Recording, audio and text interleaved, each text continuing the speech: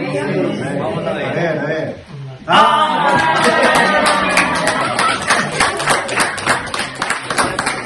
Felicidades.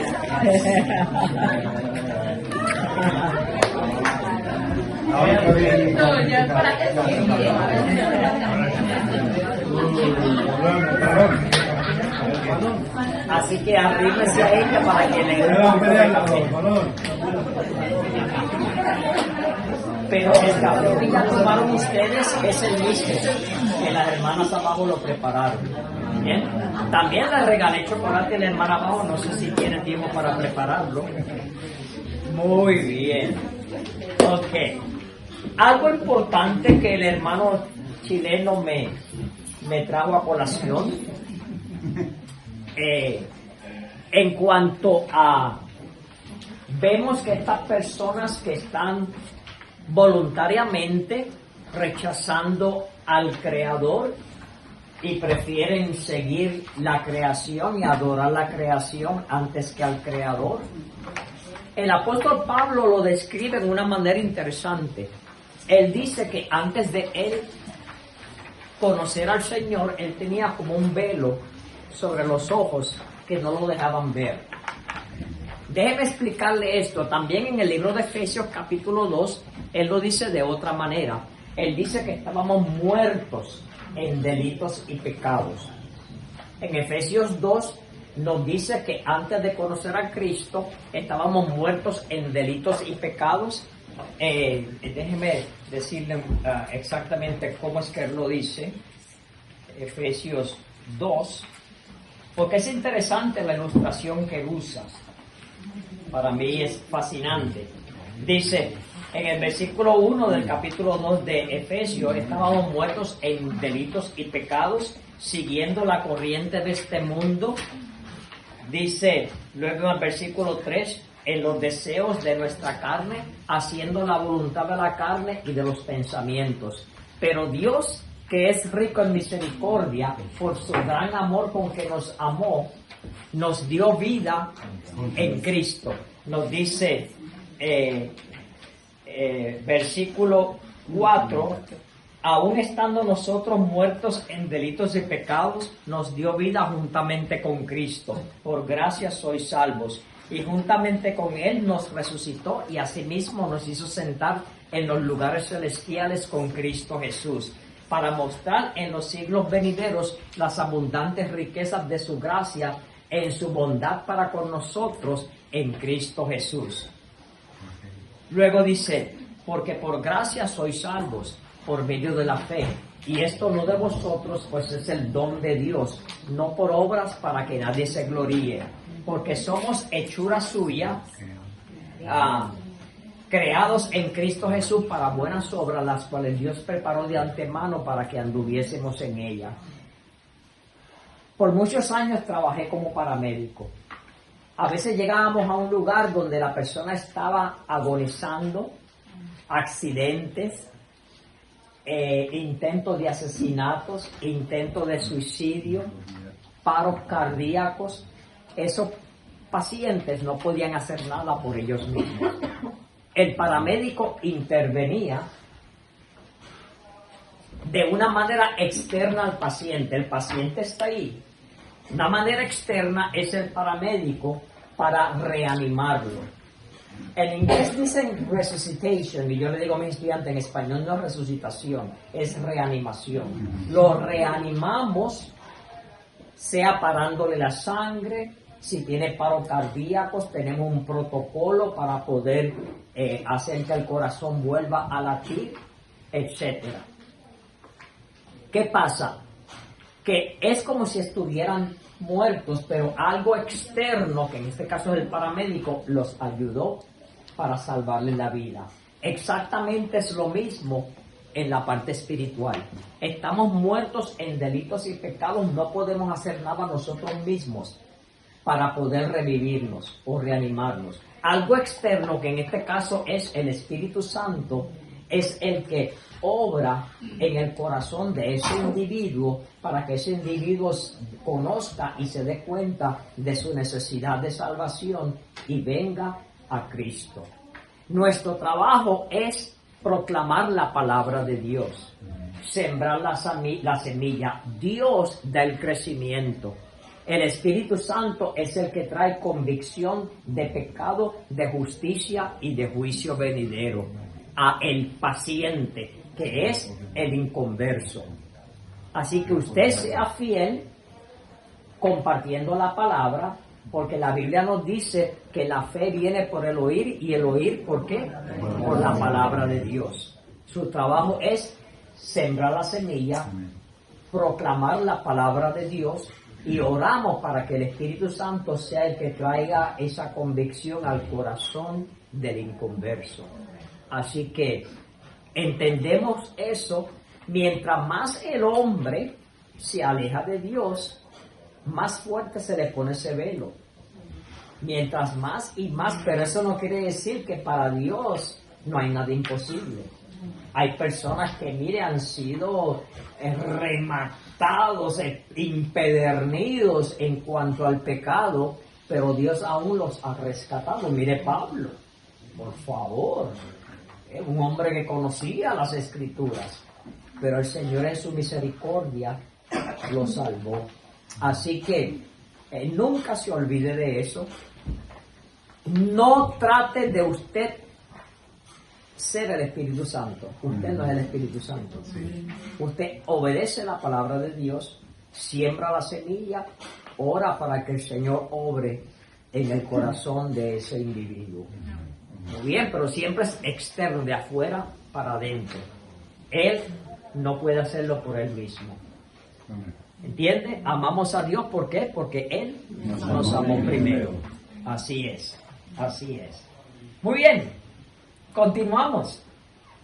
Estamos hablando de la ira de Dios. Dios está enojado y Él tiene razón porque está enojado. Pero ahora vamos al capítulo 2. ¿Se acuerdan lo que era el capítulo 1? La segunda parte del capítulo 1 era el que voluntariamente ignora a Dios. Pero ahora en el capítulo 2 es el que se autojustifica. Es la persona que se cree que por sus propias buenas obras puede obtener el favor de Dios. Así que piensen eso para que entienda bien el capítulo 2. Así que regresamos a Romanos, y ese es la página 9, si está usando el cuaderno, la página 9. ¿Bien? Y creo que el cuaderno tiene páginas repetidas, si tiene la 9 2 veces. Es la segunda parte que dice 9. ¿Bien? Vamos a ver quién de ustedes se da cuenta de la orientación. Siempre es vertical, pero ¿cómo cambia el tono de Pablo del capítulo 1 al capítulo 2? No lo diga. Vamos a ver quién se da cuenta. Mira el versículo 1. Por lo cual eres inexcusable, oh hombre, quien quiera que seas, tú que juzgas. Dice, pues en lo que juzgas a otro, te condenas a ti mismo, porque tú que juzgas, haces lo mismo. Mas sabemos que el juicio de Dios contra los que practican tales cosas es según verdad. Y piensas esto, oh hombre, tú que juzgas a los que tal hacen y haces lo mismo, que tú escaparás del juicio de Dios, o menosprecias las riquezas de su benignidad, paciencia y longanimidad, ignorando que su benignidad te guía al arrepentimiento. Pero por tu dureza y por tu corazón no arrepentido, atesoras para ti mismo ira para el día de la ira y de la revelación del justo juicio de Dios, el cual pagará a cada uno conforme a sus obras. Vida eterna a los que perseverando en bien hacer buscan la gloria, honra e inmortalidad.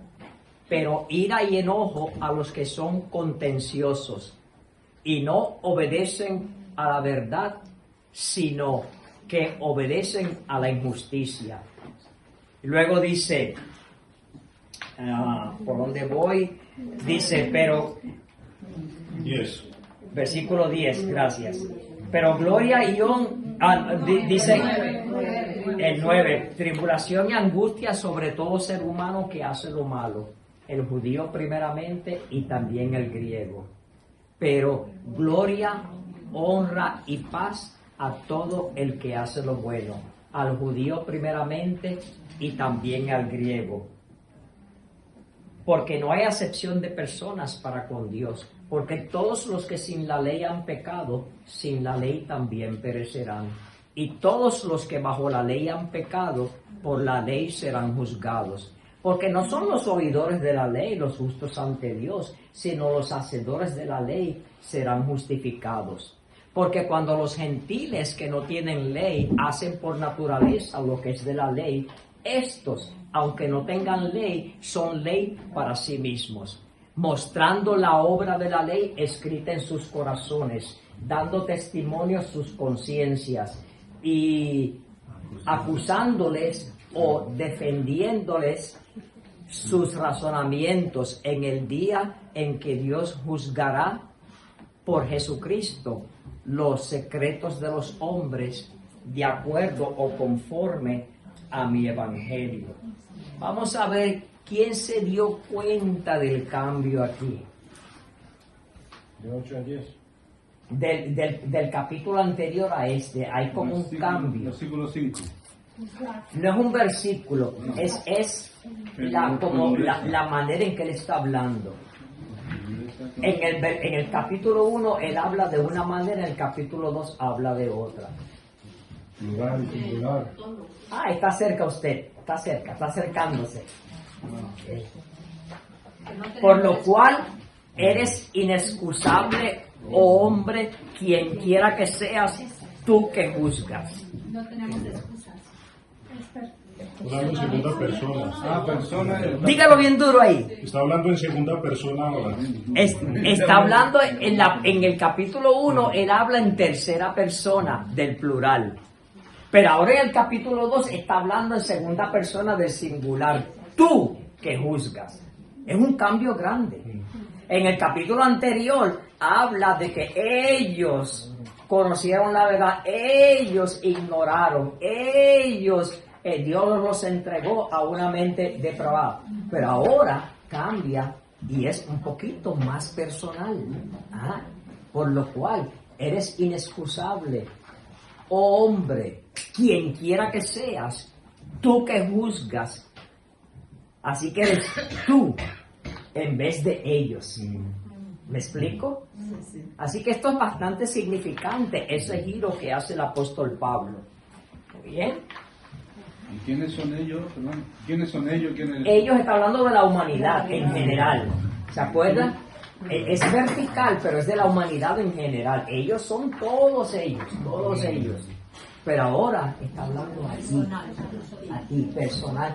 Tú que te crees justo, tú que te crees que eres bueno, tú que crees que te ganas el favor de Dios, no tienes excusa.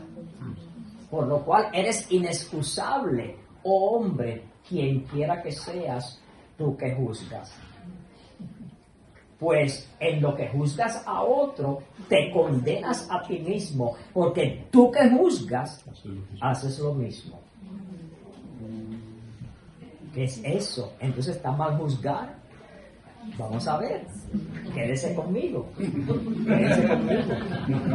Yo tuve un familiar una vez que se enojó conmigo porque yo le señalé a ella: usted es una mentirosa. Usted le está mintiendo a su hija adolescente. Y esa hija adolescente, usted lo que está preparando es una bomba de tiempo. Eso va a explotar contra usted. Se enojó. ¿Y sabe lo que me dijo? No juzgues.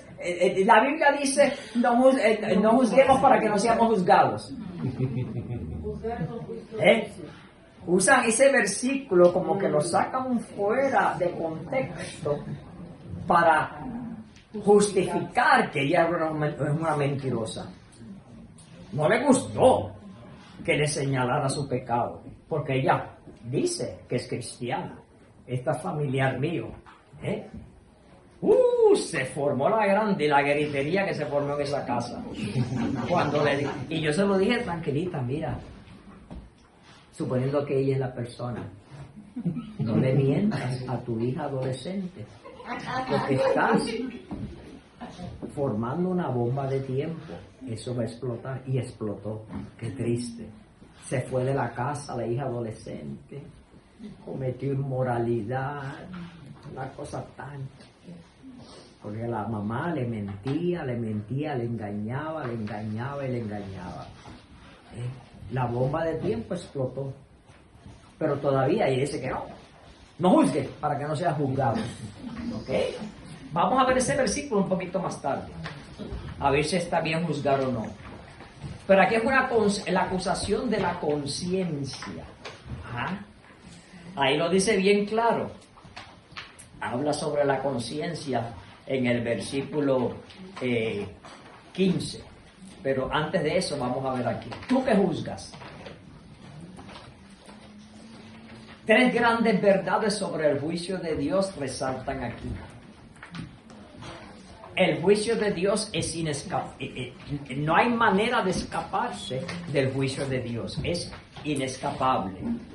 Y ahí lo vemos dice el versículo 3, y piensas esto, oh hombre, tú que juzgas y haces lo mismo, que tú escaparás del juicio de Dios. Y luego más tarde dice, pero por tu dureza y por tu corazón no arrepentido, atesoras para ti mismo ira para el día de la ira y de la revelación del justo juicio de Dios. Ahí está. No podemos escaparnos del juicio de Dios. El juicio de Dios es imparcial. Mira el versículo 5, lo que le acabo de decir. Eso es para todo, no podemos escaparnos de Él. El cual pagará a cada uno conforme a sus obras. Entonces, aquí es que alguna gente se confunde, porque dice, el versículo que le sigue, el 7, vida eterna a los que perseverando en bien hacer buscan gloria y honra e inmortalidad. Entonces eso quiere decir que yo me puedo ganar la vida eterna si me porto bien. Pero otra vez están ignorando lo que está hablando. Está hablando de la persona que se autojustifica. Y es un poquito en una manera sarcástica que el apóstol Pablo le está diciendo. ¿Qué más? El juicio de Dios es universal. Aquí lo vemos desde el versículo 12 en adelante. Dice, porque todos los que sin la ley han pecado, sin la ley también perecerán. Y todos los que bajo la ley han pecado, por la ley serán juzgados. Dice, porque no son los oidores de la ley los justos ante Dios, sino los hacedores de la ley serán justificados. Porque cuando los gentiles que no tienen ley, ¿qué hacen? Porque cuando los gentiles que no tienen ley hacen por naturaleza lo que es de la ley, estos, aunque no tengan ley, son ley para sí mismos. Esto está hablando de los gentiles, los incrédulos. Dice, mostrando, la gente forman gobiernos. Y usted puede ver esto, lo puede ver en España, en México, en Puerto Rico, en Estados Unidos, donde sea.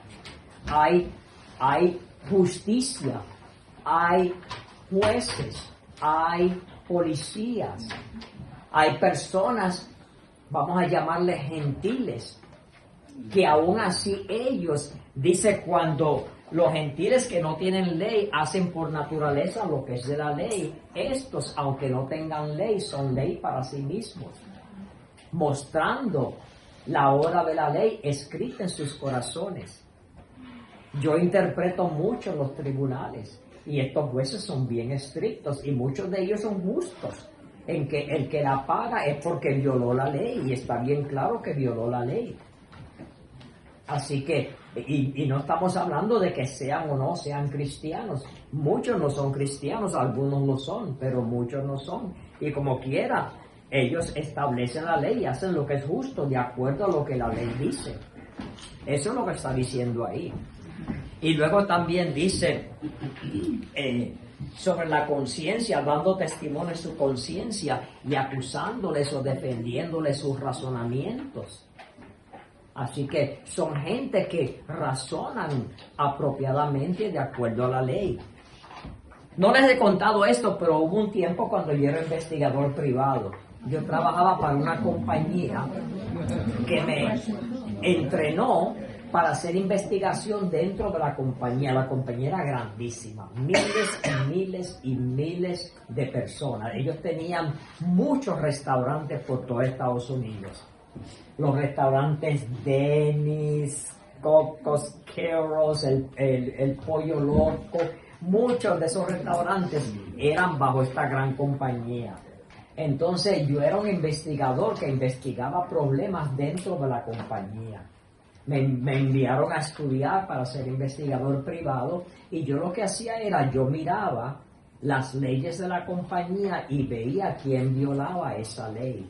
Entonces llegaba a una determinación y se le entregaba al abogado de la compañía para que el abogado decidiera qué hacer contra ese empleado.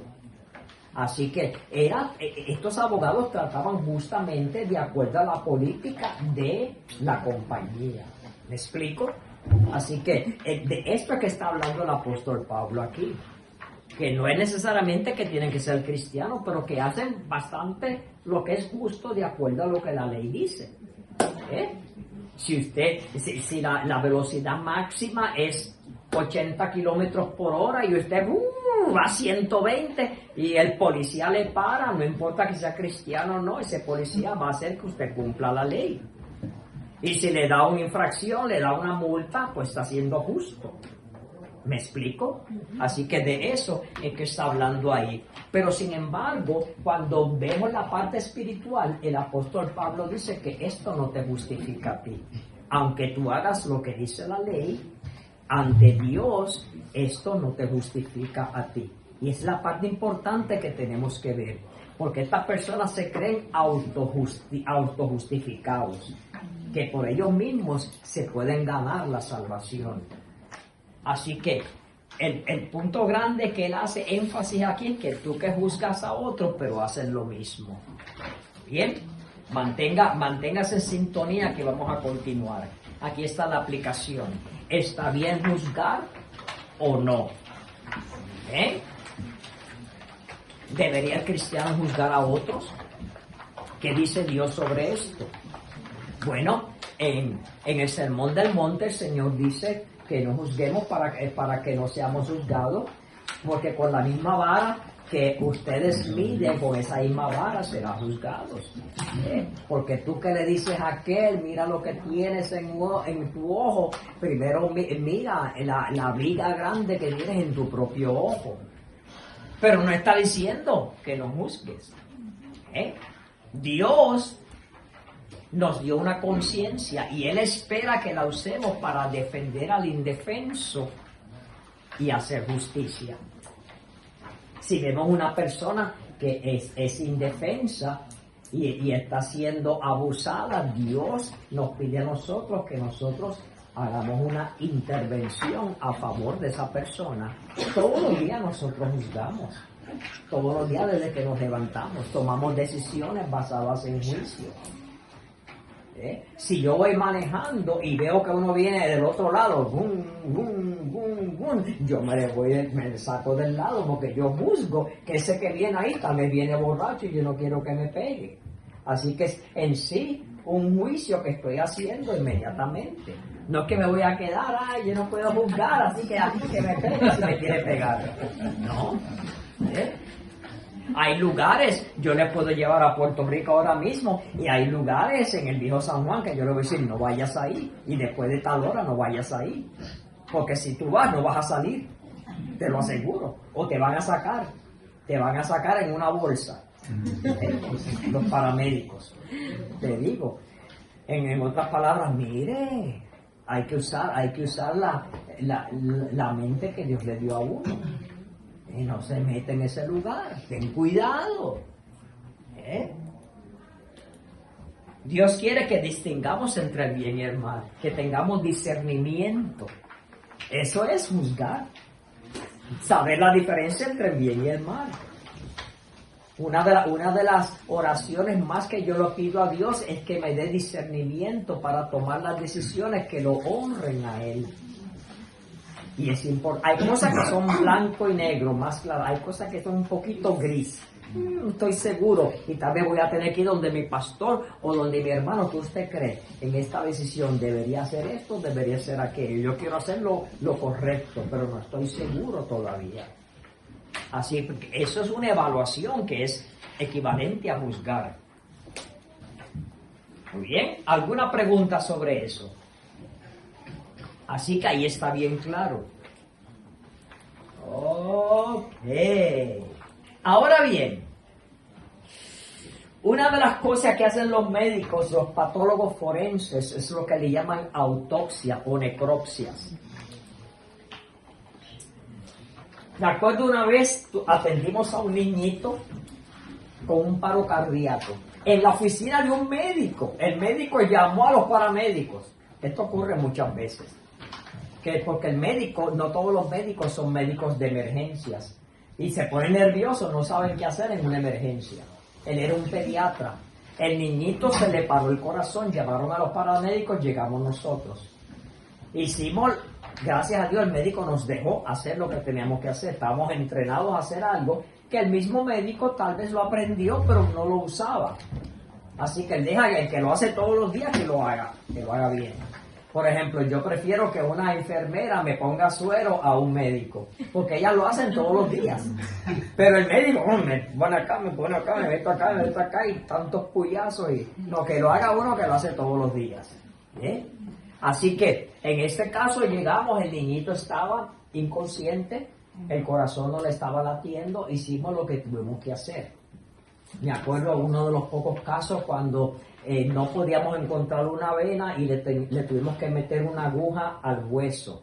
Y el hueso era para poder conectarlo al suero. Pues se puede hacer en ciertos huesos, especialmente aquí en la espinilla o la canilla, lo que llaman la tibia, este hueso. Entonces uno puede ahí meter la aguja, una aguja especial, para poder darle el suero o darle medicamentos dentro del tuétano del hueso. ¿Qué pasa? Cuando terminamos, el niñito lo llevamos a la sala de emergencia, el médico lo pronunció muerto. Unas 2 horas más tarde recibimos una llamada del supervisor. Quiero que por favor vengan a mi oficina porque el patólogo forense acaba de llamarnos. ¿Qué pasó? El patólogo forense quiere saber quiénes fueron todos los que tuvieron contacto con ese niño. ¿Qué pasó?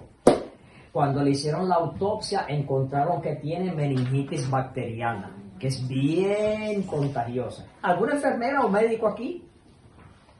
Ok. ¿Enfermera? Muy bien, pues sabe lo que es la meningitis bacteriana, ¿verdad? Que es bien contagiosa.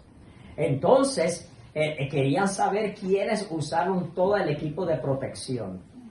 Gracias a Dios yo usé todo el equipo de protección, los guantes, todo, ¿verdad? La cara, todo. Excepto 2 personas no usaron el equipo de protección. Adivinen quién. El pediatra y mi compañero. Así que los pusieron en cuarentena. Fuera de trabajo, en cuarentena. Además del regaño que recibió mi compañero. El médico no sé qué le hizo la asociación de médicos. Pero todos estuvieron contaminados con meningitis. Imagínense. Así que la cuarentena es importante para establecer qué va a pasar en el futuro. Esto es lo que sale a la luz cuando se hacen autopsias. Y aquí el apóstol Pablo está haciendo una autopsia del ser humano. Y cuando abren y miran lo que está dentro, es feísimo. Es algo depravado. Esto es lo que estamos mirando en Romanos capítulo 3. No hay justo ni aun uno. Tal vez usted se lo sepa de memoria.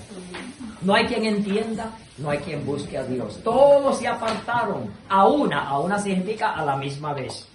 a una se hicieron inútiles. Sepulcro abierto es su garganta.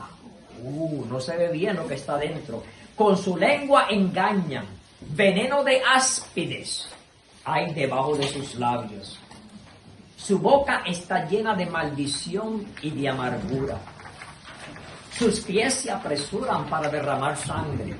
Quebranto y desventura hay en sus caminos, y no conocieron camino de paz. Así que, ¿cuál es lo que vemos aquí? Vemos algo podrido cuando Dios nos hace la autopsia. ¿A quién? A todo ser humano. Todo ser humano aparece de esa manera. En otras palabras, la depravación humana. Usted y yo ante Dios. Y no hay temor de Dios delante de sus ojos. Eso es lo que vemos en todo ser humano. Y usted, antes de venir a Cristo, era también así. Yo le digo, yo soy Orlando González. Yo no soy lo que yo debería de ser, pero tampoco yo soy lo que era antes. Y lo que soy hoy, lo soy por la gracia de Dios. Y no lo digo porque es algo bonito para que digan, ay, qué lindo ese hermano, qué espiritual. No, es en serio, en serio. Yo no soy quien yo debería ser, pero tampoco soy lo que era antes. Y lo que soy hoy, lo soy por la gracia de Dios. Y a Él sea la gloria. No a mí, a Él, a Él. Yo debo menguar y Él debe, ¿qué? Crecer. Y esa es mi oración al Señor. Y eso es lo que yo le pido al Señor. Y yo le doy gracias a Dios. Que, ¿cómo es? Los 70 años y ahora es prestado el resto. Pero yo le pedí a Dios, yo tengo mi instituto. Y yo le pedí a Dios, dame 2 oportunidades al año para servirte. Hoy en día tengo 9 para este año. Así que hasta me da miedo, honestamente me da miedo. Cuando esta mañana miré el texto, me invitan a predicar a otro lugar en noviembre y hasta me da miedo. ¿Por qué? Porque yo digo, wow, Señor, ¿por qué? ¿Por qué no este otro hermano que es mejor que yo? ¿Por qué? Una vez, no sé si conocen al hermano Frey Allen. Sí. ¿Usted conoce a la hermana que está abajo? La hermana Mimi, ese es el papá de ella. Y un día yo fui a predicar en una iglesia y el hermano Frey Allen ahí sentado y yo digo, hermano, usted debería estar aquí predicando, no yo. Qué privilegio que usted ha venido aquí a visitar mientras yo estoy predicando. Así debe de ser, honestamente, seriamente, sin actuar políticamente. ¿Cuál es la aplicación? Tu salud moral y sus implicaciones eternas. Y por eso es que yo le digo, si quieres saber la realidad de tu salud moral, lee los 10 mandamientos. Porque mire, se te van a abrir los ojos. Pablo dice que los 10 mandamientos son el ayo que nos trae a Cristo.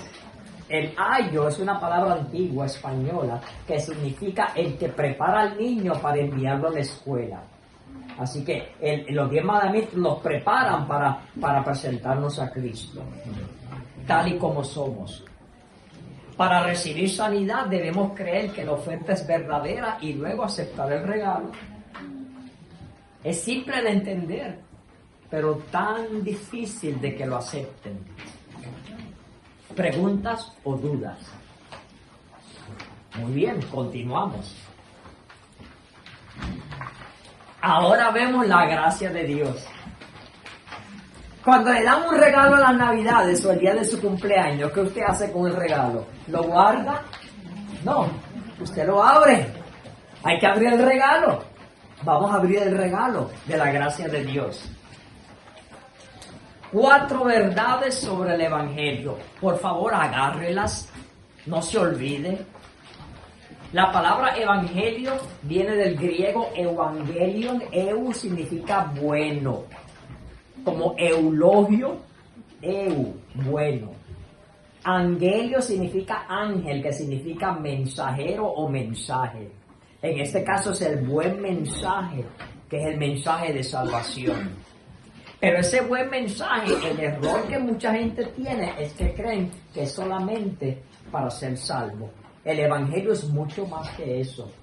El evangelio no solamente es de la salvación, lo cual es importantísimo, pero también de la vida cristiana mientras continuemos aquí en la tierra. Importante. Y lo mismo la gracia de Dios. La gracia de Dios nos da salvación, pero también la gracia de Dios es lo que nos ayuda a crecer en el Señor y a llevar lo que se llama desarrollar la santificación. Así que no se olvide de eso. La salvación es una transferencia de justicia. ¿Ah? El justo murió por los injustos, Jesucristo.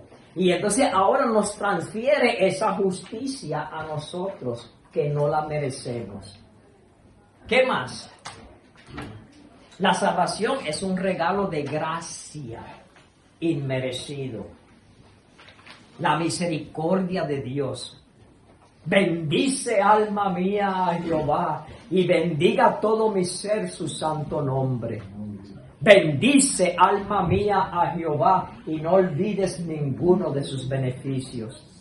Él es quien perdona todas tus iniquidades, el que sana todas tus dolencias, el que rescata del hoyo tu vida, el que te corona de favores y misericordias, el que sacia de bien tu boca, de modo que te rejuvenezcas como el águila.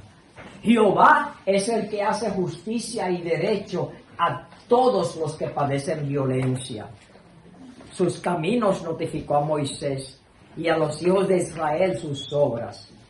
Misericordioso y clemente es Jehová, lento para la ira y grande en misericordia. No contenderá para siempre, ni para siempre guardará su enojo. No ha hecho con nosotros conforme a nuestras iniquidades, ni nos ha pagado conforme a nuestros pecados.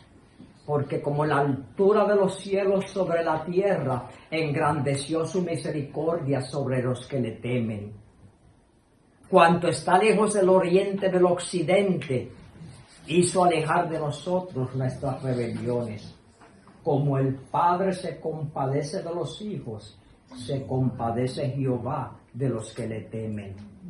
Porque Él conoce nuestra condición, se acuerda de que somos polvo. Bendice alma mía a Jehová, y podríamos continuar alabando al Señor, porque la gloria es de Él.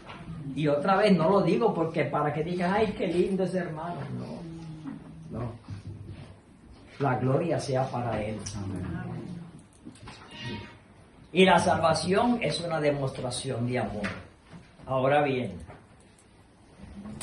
también es una declaración de fe, porque por gracia soy salvo por medio de la fe, no por obras, para que nadie se gloríe.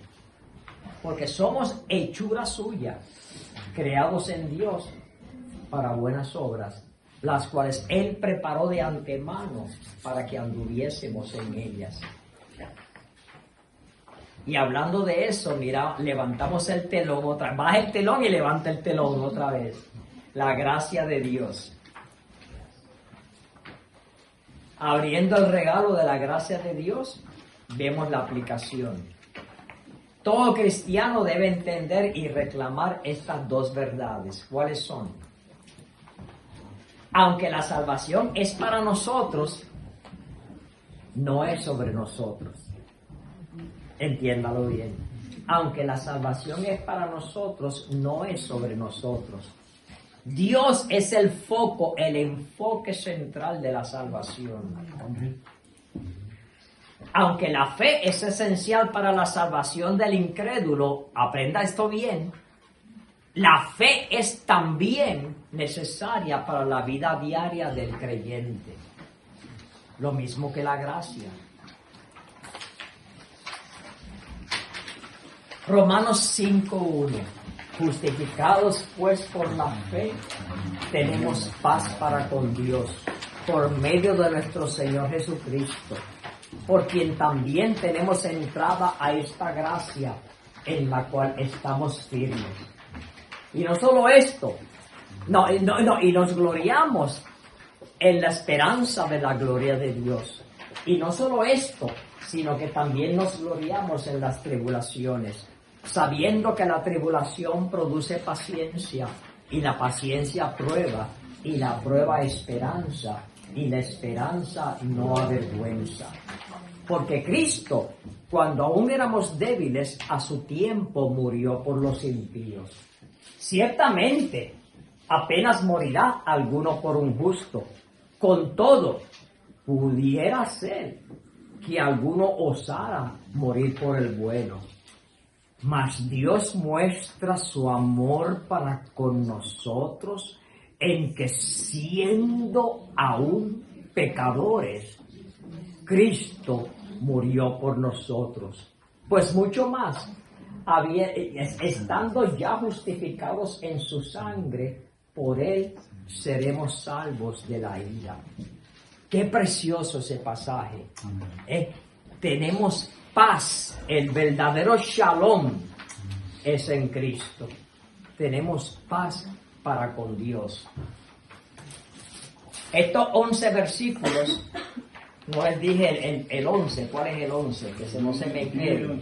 Y no solo, y el 10 también, porque si siendo enemigos fuimos reconciliados con Dios por la muerte de su Hijo, dice, mucho más, estando reconciliados, seremos salvos por su vida. Y no solo esto, sino que también nos gloriamos en Dios por el Señor nuestro Jesucristo. Dice, por quien hemos recibido ahora la reconciliación. Estos son los 11 versículos. Hablan del pasado, del presente y del futuro. Míralo bien.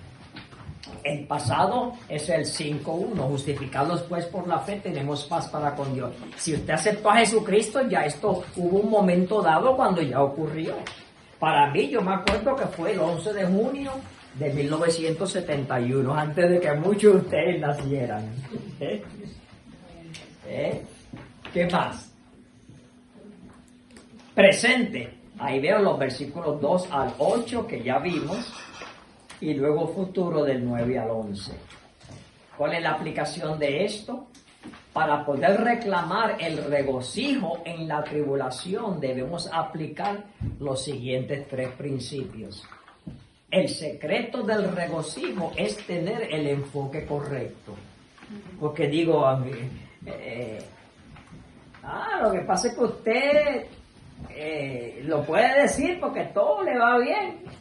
Usted tiene comida, tiene salud, tiene techo donde vivir, así cualquiera.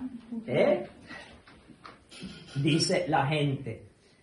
Pero ¿qué pasa? En medio de la tribulación hay que tener el enfoque correcto. Porque miren, de que va a venir la tribulación, va a venir. Pero hay que tener el enfoque correcto. Número 2.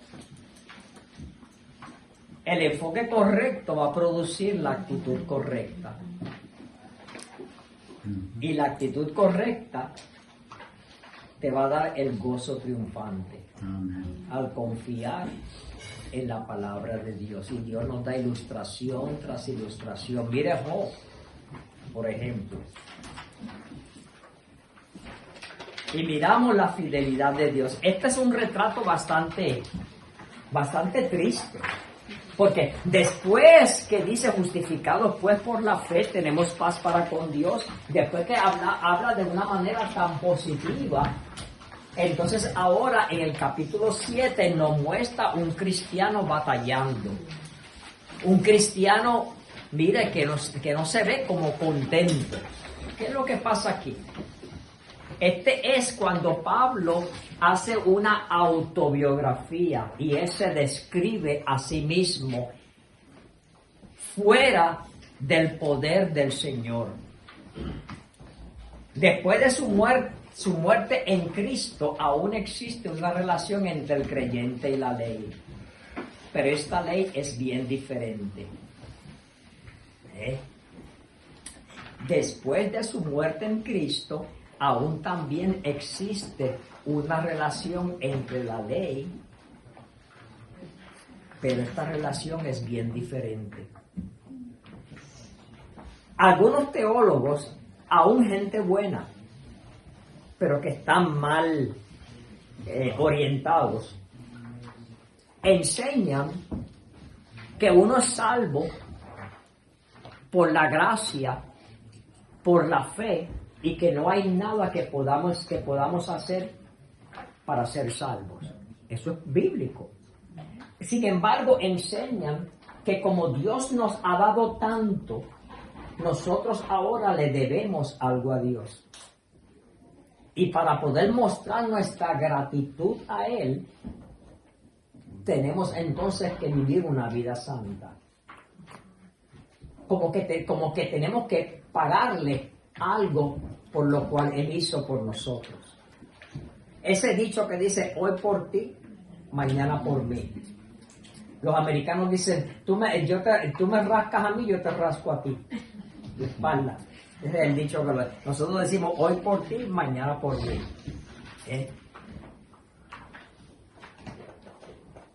Hay algo mal aquí. Porque Dios no nos dice que tenemos que pagarle nada. Es imposible que le paguemos lo que Él hizo por nosotros. Y yo contesto de esta manera. Hay una palabra en griego que se me viene a la mente. ¿Sabe cuál es? Vamos a ver primero cuál es el propósito de la ley. Capítulo 7, versículo 5.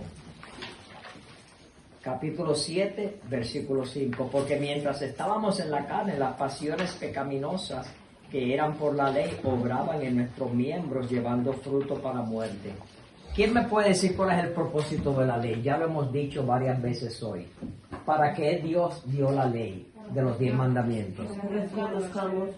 Para que reconozcamos nuestro pecado. Y número 2, para que reconozcamos nuestra naturaleza pecaminosa.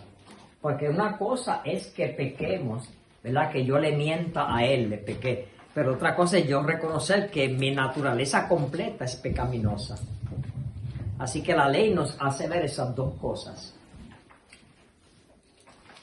La ley expone nuestros pecados, nuestra naturaleza pecaminosa. La nueva relación con la ley es la siguiente.